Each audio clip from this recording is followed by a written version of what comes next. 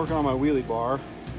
Got the majority of it mocked up here. I'm going to show you, without a nice tubing notcher, kind of an old school primitive way to notch your tubing so that you have a good fitment for your welds.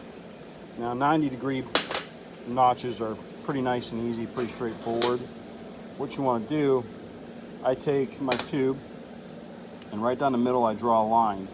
And I draw that line about as far back as where I want my notch to go. So on this particular tubing, it's 2 inch. We want it to go back maybe 1/4 of an inch or so.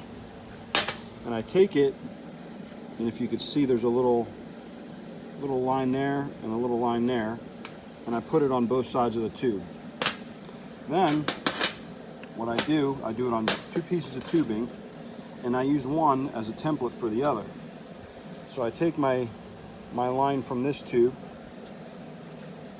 it's on this side, and I'm trying to do this and line it all up on the video. I line up my 2 straight lines, and I go to the end, and then I make a trace mark with the Sharpie. Then I take my grinder, I take a cutoff wheel, I cut that straight line there, and do the same thing on the other side, and then I follow that line as best I can with the cutoff wheel, get a rough cut, kind of like a fish mouth, and then I use a flapper wheel to finish it off and kind of massage it into place so that you get some good fitment.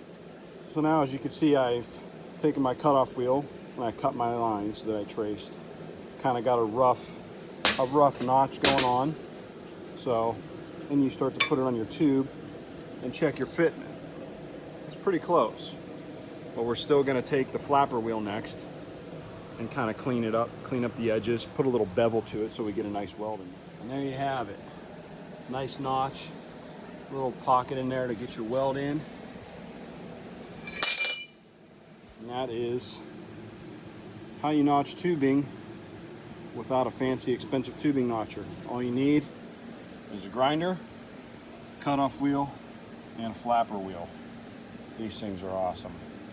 So that's how you do it. You don't need anything fancy. It takes a little bit of time, but it'll work.